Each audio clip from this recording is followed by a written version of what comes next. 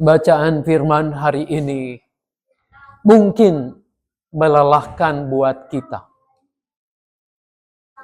Nubuat perjanjian lama Yesaya dan juga kisah sengsara Tuhan Yesus dalam Yohanes. Mengapa harus dibacakan seperti itu? Bapak Ibu, supaya clear, jelas, nyata,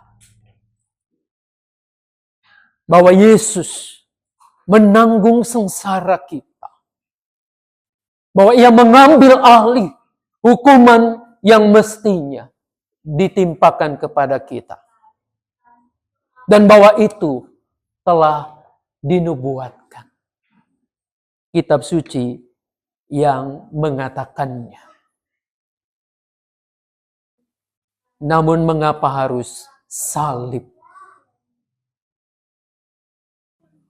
Saudara, kalau saya melihat, meneliti pada konteks kehidupan, sosiologi pada zaman Tuhan Yesus yang sedang dikuasai oleh imperium, kekaisaran Romawi, maka tidak ada hukuman yang lebih sadis pada zaman itu ketimbang salib.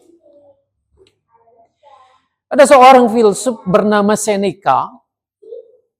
Dia menjadi penasehat Kaisar Roma, Kaisar Nero, memperlihatkan pandangannya tentang hukuman salib ini. Saudara-saudara, dia mengatakan, adalah lebih baik melakukan bunuh diri daripada menghadapi kematian di salib yang berkepanjangan. Adakah orang yang lebih suka disia-siakan dalam penderitaan? Sekarat, detik demi detik, perlahan-lahan mati. Dapatkah ditemukan orang yang mau diikat pada batang kayu terkutuk? Sakit berlama-lama, seluruh tubuhnya rusak, bengkak dengan bilur-bilur yang nyeri pada bahu dan dada. Menarik napas kehidupan pada saat penderitaan yang berkepanjangan. Saudara, Seneca adalah seorang terpelajar. Ia melihat kebiadaban salib itu. Maka kalau boleh memilih, katanya, lebih baik aku bunuh diri saja ketimbang menjalani hukuman yang sesadis itu. Ketika seorang intelektual mengatakan demikian, berdasarkan apa yang ia saksikan, maka saya berpikir ada lebih sadis di balik yang dilakukan itu. Mungkin Seneca hanya melihat pada fisik, pada tubuh yang tercabik-cabik, yang dipaku dan darahnya menetes perlahan-lahan. Fisiknya yang ia lihat. Tapi bagaimana prosesi awal dan khususnya ketika menimpa Yesus ini. Narasi kisah sengsara tadi dengan gamblang dan lengkap mengisahkan. Ia diadili, dihakimi oleh imam besar, para imam. Diserahkan kepada Pilatus. Lalu kalau versi Injil Lukas, ia harus menghadap Herodes. Balik lagi kepada Pilatus. Pilatus memeriksa, tidak ada kesalahan. Bayangkan, secara psikologis, orang ini tidak ditemukan kesalahan yang patut dihukum mati. Lalu proses itu terjadi. Fitnah itu terus gencar. Yesus mulai disesah. Diberikan kepadanya mahkota duri. Jubah ungu. Bukan sebuah pujian, penghormatan. Tetapi ini sebuah ejekan. Dan pada akhirnya, jubah itu dilucuti. Ditelanjang. Bayangkan, kalau Seneca melihat proses ini. Dia melihat proses Yesus yang seperti itu. Ditelanjangi di depan umum. Dipermalukan. Mungkin bagi seorang filsuf, lebih baik derita fisik daripada ditelanjangi sedemikian rupa. Saudara-saudara, Injil Yohanes membuka dialog. Bagaimana ketika Yesus diinterogasi dan apa yang dijawab oleh Yesus. Bagaimana dengan Yesus? Hari ini kita membaca narasi yang utuh dari kisah sengsara Injil Yohanes. Berbeda dengan Injil-Injil sinoptik. Berbeda dengan Injil Matius, Markus, dan Lukas. Yohanes melihat Yesus bukan sosok yang bungkam. Dia tidak diam ketika dia berhadapan dengan Pilatus.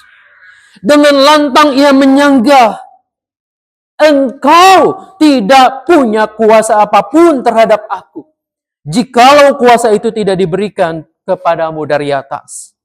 Sebab itu dia yang menyerahkan aku kepadamu lebih besar dosanya.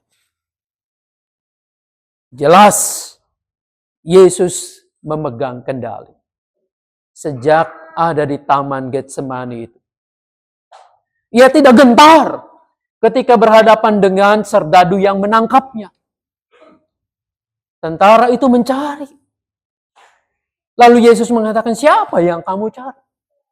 Yesus, ini aku. Dia memberikan dirinya.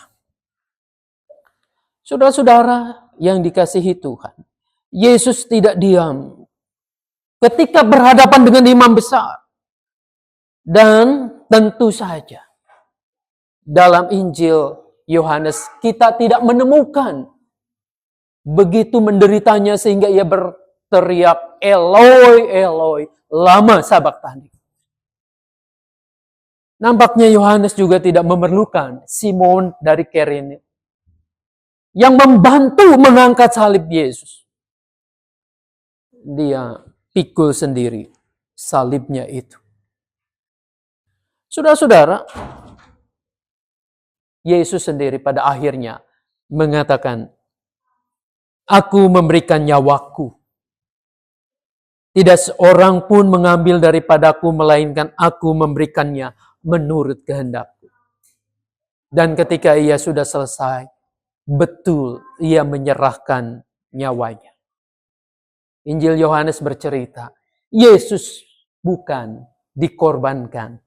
Dia tidak pernah menjadi korban. Tetapi dia mengorbankan dirinya.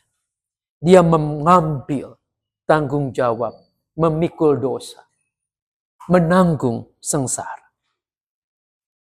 Saudara-saudara, kini ketika semua terjadi, sudah tiba saatnya. Yesus menyambutnya dengan kebebasan penuh. Meski ia tahu bahwa salib adalah sadis dan biadab. Meski sangat mudah buat dia untuk membungkam para lawan pembencinya. untuk mengenyahkan mereka. Dengan merdeka, ia memilih jalan salib. Saudara-saudara, inilah jalan baru. Jalan baru yang membawa damai. Lalu apanya yang baru? Bukankah salib itu juga sudah ada 7 abad sebelum Yesus memikulnya? Apa yang menjadi baru? Ya, ketika semua orang berkelit, menghindar, menyelamatkan diri, menjauhi penderitaan, ketika kesenangan pribadi menjadi tujuan hidup, ketika kejayaan menjadi cita-cita, ketika menaklukkan sesama adalah tujuan hidup. Namun justru Yesus memilih jalan yang berbeda. Ia memilih apa yang dihindari orang. Saudara-saudara, berbeda bukan supaya terlihat eksentrik dan nyeleneh. Bukan. Baru dan berbeda karena di dalamnya terkandung misi pendamaian. Tepatlah seperti yang dinubuatkan oleh Yesaya itu. Dia tertikam oleh karena pemberontakan kita. Dia diremukan oleh karena kejahatan kita. Ganjaran yang mendatangkan keselamatan bagi kita ditimpakan kepadanya. Oleh bilur-bilurnya kita menjadi sembuh. Saudara-saudara, oleh bilur-bilur Kristus kita menjadi sembuh. Kita adalah manusia-manusia yang sakit. Ya, sakit karena pemberontakan kita. Kita memberontak terhadap Allah karena mengejar keinginan. Mengejar nafsu duniawi kita. Mata kita dibutakan oleh itu. Oleh kilaunya dunia ini. Nafsu itu membuahkan keserakahan dan ketamakan. Selanjutnya, ketamakan keserakahan jelas menimbulkan konflik. Konflik yang berujung pada penderitaan dan maut. Hubungan antar sesama menjadi rusak. Alam ini menderita. Dan dunia bukan lagi tempat yang aman dan nyaman untuk ditinggali bersama. Kita adalah manusia-manusia sakit yang sedang menuju kebinasaan. Lihatlah tren yang baru yang kita saksikan dengan dunia ini. Bahwa setiap orang memikirkan kepentingannya sendiri. Setiap negara hanya mengurusi bagaimana aku bisa menguasai yang lain. Anda bisa membayangkan konflik yang terjadi, perang dagang antara Amerika dan juga China. Balas membalas. Yang hancur bukan mereka, tetapi dunia ini ikut goyah. Keserakahan manusia membuat semua itu terjadi. Kita lupa bahwa alam raya yang diciptakan sungguh amat baik ini. Saudara, ini menyediakan makanan, tempat yang lebih dari cukup untuk manusia. Tapi keserakahan itu membuat banyak penderitaan. Tentu saja sang pencipta tidak membiarkan bahwa ciptaannya ini binasa. Betapapun mahalnya pemulihan itu harus terjadi. Karena begitu besarnya kasih Allah akan dunia ini. Saudara-saudara, rupanya itu yang membuat Yesus tegar untuk menjalani seluruh tahapan penderitaan demi penderitaan. Bilur-bilurnya ini adalah luka-lukanya yang menganga itu. pedih, dan nyeri. Ini yang terlihat. Jauh di balik itu semua. Bagaimana pedihnya yang ditanggung itu. Saudara-saudara, maka tepatlah apa yang dikatakan surat Ibrani 10 itu. Bahwa ia adalah anak domba Allah. Anak domba yang kudus, yang murni itu. Yang dikorbankan untuk kesembuhan kita. Hati kita telah dibersihkan dari hati nurani yang jahat. Dan tubuh kita telah dibasuh dengan air yang murni. Ibrani 10 ayat 22. Yang tadi kita dengar itu. Bayangkan betapa berharganya Anda dan saya. Dibersihkan oleh air yang murni. Oleh darah Kristus. Jadi ketika kita berdoa, darah Kristus sembuhkanlah peluk saya. Darah Kristus sembuhkanlah sakit saya. Lebih dari itu. Darah Kristus membasuh dosa-dosamu. Darah Kristus membebaskanmu dari maut itu. Darah Kristus begitu berharga. Saudara-saudara, sadarlah bahwa begitu berharganya Anda dan saya di hadapan Dia. Selanjutnya ketika kita menyadari bagaimana kita sekarang menanggapi kasih yang luar biasa itu. Saudara-saudara, melanjutkan narasi imam besar yang membuka jalan baru pendamaian dalam surat Ibrani tadi. Mestinya kita sadar dan mendorong kita untuk berani menanggapi panggilan Allah dengan sukacita. Mengisi hidup ini untuk beribadah kepadanya dengan tulus ikhlas. Dengan keyakinan iman yang teguh disertai perbuatan baik. Kita beribadah kepada Tuhan bukan supaya selamat. Kita beribadah kepada Allah justru karena Anda sudah ditebus. Karena kita sudah diselamatkan. Karena kita sudah diangkat dari lumpur dosa itu. Maka kita bersyukur kepada Allah. Dan perbuatan baik itu bukanlah cara kita hitung-hitungan dengan Tuhan tentang amal kita. Berapa baik kebaikan kita. Lalu dihitung dan Tuhan memberikan ganjaran. Bukan itu. Bahkan sebelum Anda dan saya sadar pun akan dosa kita. Sudah dibayar lunas. Oleh darah itu. Oleh darah Kristus. Maka mestinya tidak ada alasan lagi. Untuk kita tidak bersyukur. Untuk kita tidak beribadah kepadanya. Untuk kita menjauhkan diri dari persekutuan orang percaya.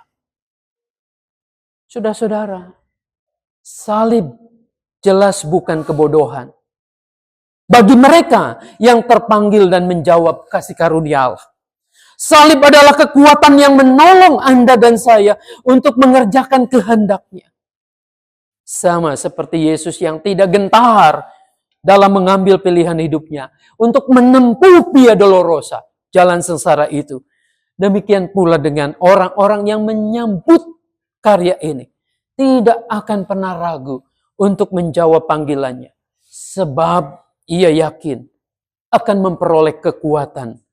Meski tampaknya tantangan hidup begitu dahsyat, begitu berat. Jadi syukurilah. Tuhan sudah berkorban. Tuhan mengangkat kita, menebus kita dari cara hidup yang lama. Maka jangan berbuat dosa lagi. Bersyukurlah dengan melakukan kehendak Tuhan. Tuhan memberkati kita. Amin.